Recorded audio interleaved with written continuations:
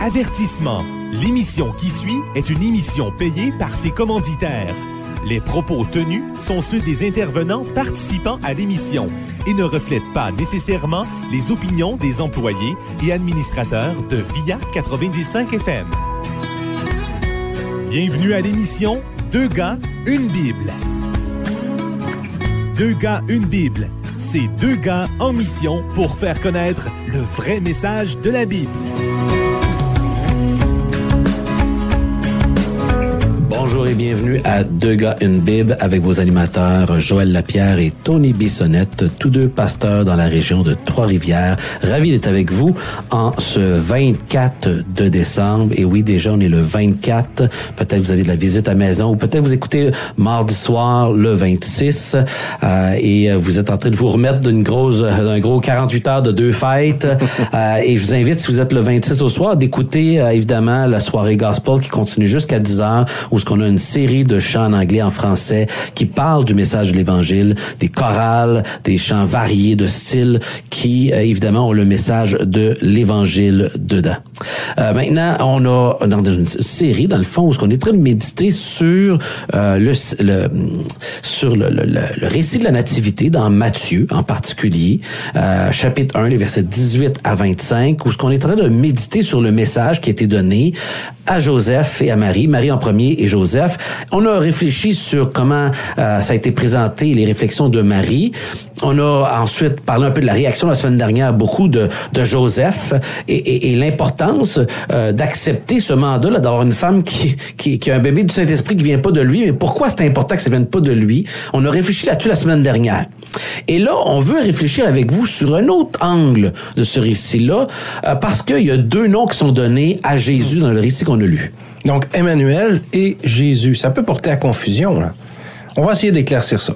Tout à fait, parce que, corrige-moi, là, mais nulle part dans les évangiles, on voit Jésus être appelé Emmanuel par quelqu'un. T'as tout à fait raison. Ça figure nulle part, sauf dans le texte, dans le récit de la Nativité ici. Et il y a une raison précise à ça, là. OK, explique-nous ça en partant, là, pour qu'on puisse canner ça, là. Nulle part, là, il y a une trace que le Seigneur Jésus soit appelé Emmanuel. Alors, il faut comprendre que Emmanuel, c'est davantage utilisé comme un titre ou une description que comme un nom propre. Dans son incarnation, Jésus va être, au sens le plus littéral, Dieu avec nous. Parce que c'est ce que ça veut dire, Emmanuel, n'est-ce pas? Absolument.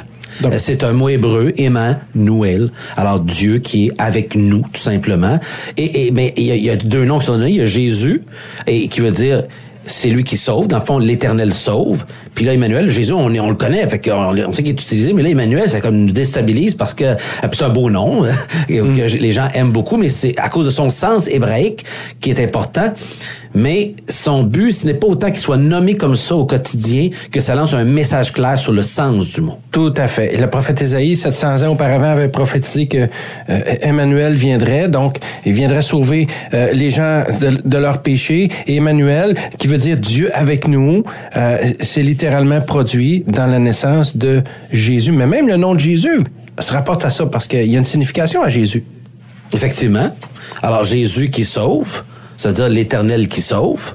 Donc, l'Éternel sauve, Dieu avec nous, donc ça se ressemble, mais il y a quand même une différence. Donc, son prénom usuel, c'était Jésus, mais la signification de ce nom-là était que Dieu lui-même était avec nous. Et d'ailleurs,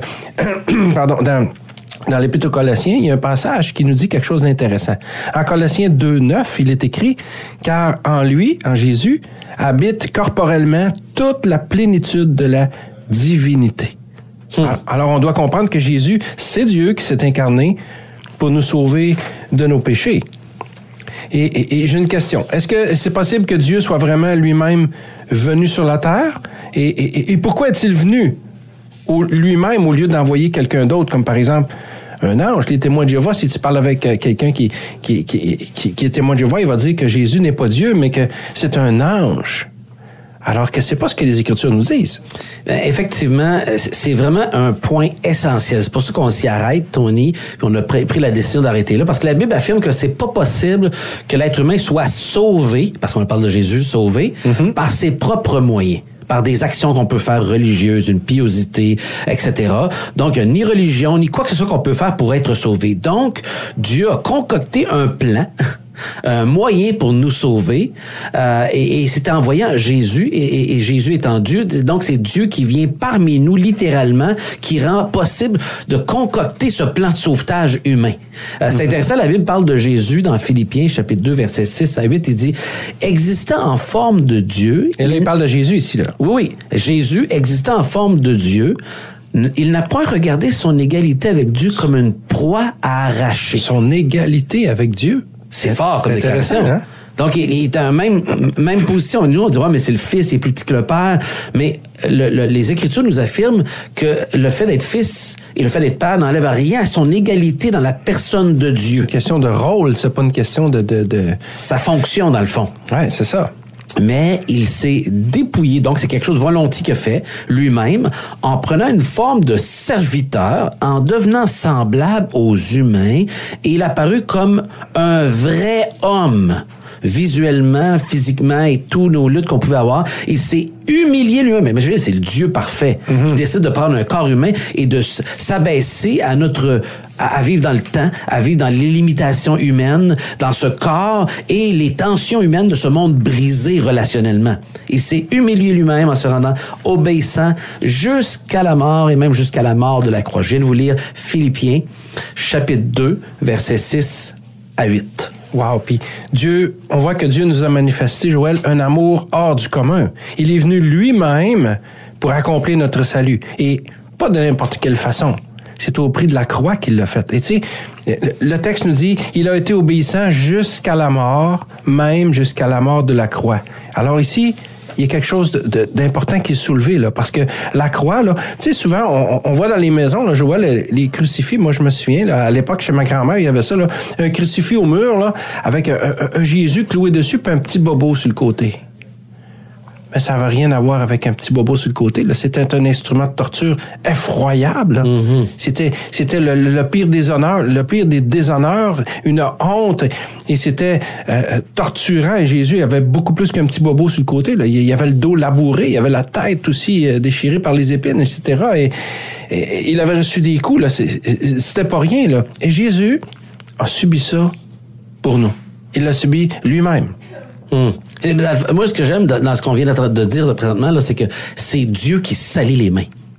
Il n'a pas donné ça à contrat. Non. Il n'a pas sous-contracté à quelqu'un, à un ange, à un être. Il s'est sali les mains lui-même. Il est venu lui-même concocter ce plan de sauvetage-là en envoyant son Fils, son unique Fils de Dieu incarné en homme, mais c'est Dieu lui-même incarné par le Fils qui est sur terre. Il se salit les mains, il se salit les pieds parmi nous. Oui, parce que la sainteté de Dieu est tellement parfaite que rien ni personne ne peut rencontrer le standard. Donc, aucune religion humaine, aucun ange, être céleste ou quoi que ce soit n'aurait pu atteindre le standard de perfection et de sainteté que Dieu exige.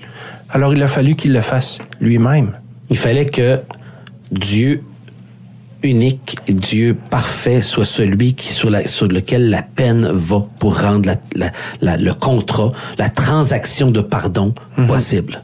Oui, puis en parlant que Dieu est venu sur terre, là, ça me fait penser, Joël, à un autre passage des Écritures dans la Bible, là, où il est question de deux dieux grecs, bon, de la mythologie grecque, évidemment, c'était pas des vrais dieux, là, mais qui seraient déjà venus sur terre eux autres aussi. Évidemment, ce n'est que du folklore, parce qu'il n'y a qu'un seul vrai Dieu, c'est Jésus-Christ. Mais le passage est intéressant parce que il m'amène à une réflexion. Mais regardons le passage, puis ensuite, parlons-en. Donc, en Acte 14, je vais te laisser le lire.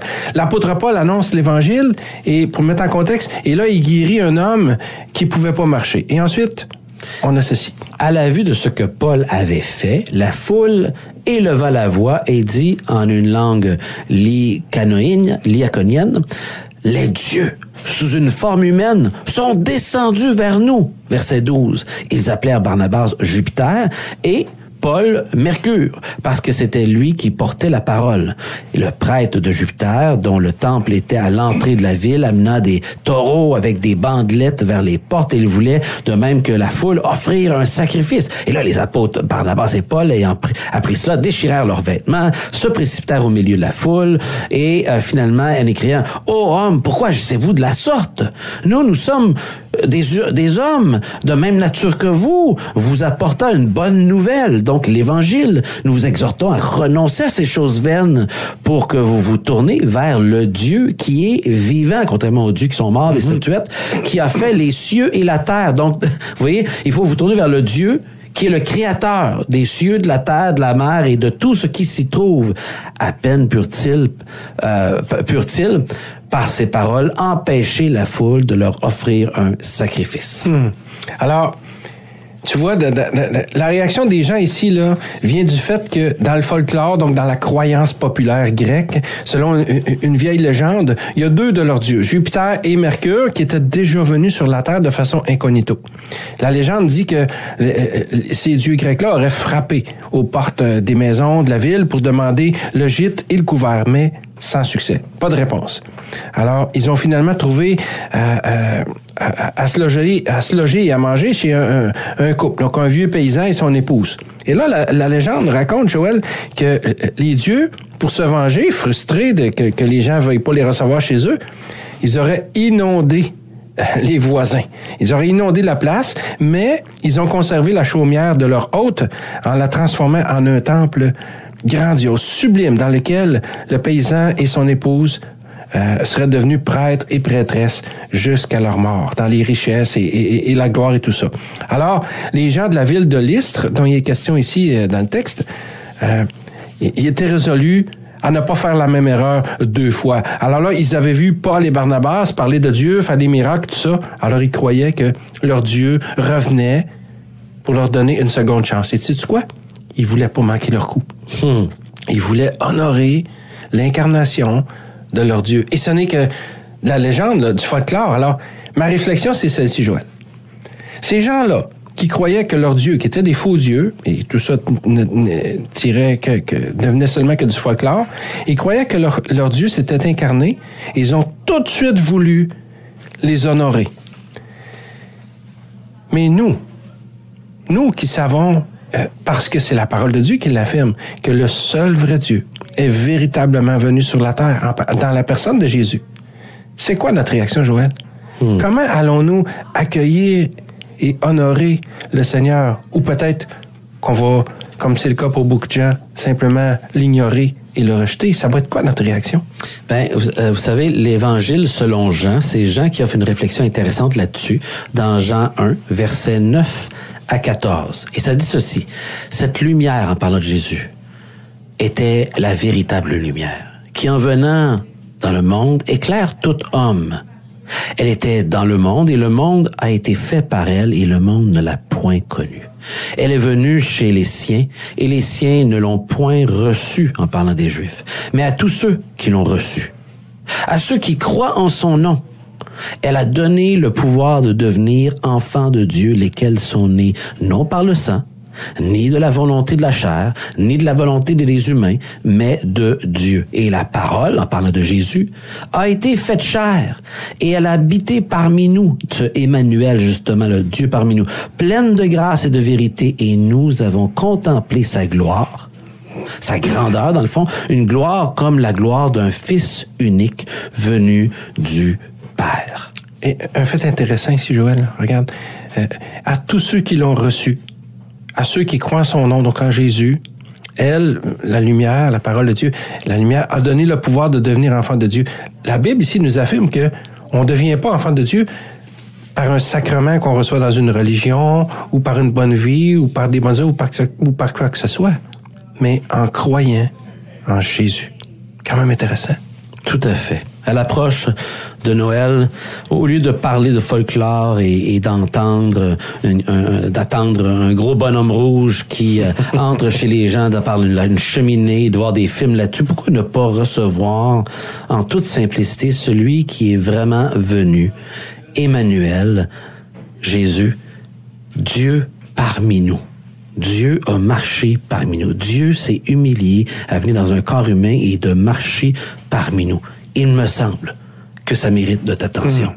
Il me semble que ça mérite qu'on arrête tout pour y réfléchir et se dire qu'est-ce que ça veut dire pour moi et qu'est-ce que je fais en réponse à cette grande nouvelle dont dans cette histoire les gens ont réagi. Mais comment est-ce que nous, on réagit? On vous invite à réfléchir là-dessus et n'hésitez pas à nous contacter à Deux Gars, une Bible. Vous pouvez passer par le site de l'Église baptiste évangélique de Trois-Rivières où vous allez recevoir toutes les émissions disponibles à 1G, 1B pour un gars excusez-moi, Deux Gars, une Bible. Je déparle, hein? Mais c'est correct, c'est pour garder votre attention, j'ai fait par exprès. Vous pouvez nous écrire, nous faire connaître vos besoins, même si c'est une requête de prière que vous aimeriez qu'on prie pour un besoin que vous vivez ou que ce soit une rencontre que vous aimeriez avoir. N'hésitez pas, on est là pour vous servir et vous partager le vrai message de la Bible. Alors d'ici le 31, entre les fêtes, prenez le temps de lire ce récit de la Nativité dans Matthieu chapitre 1 et chapitre 2. Bonne journée.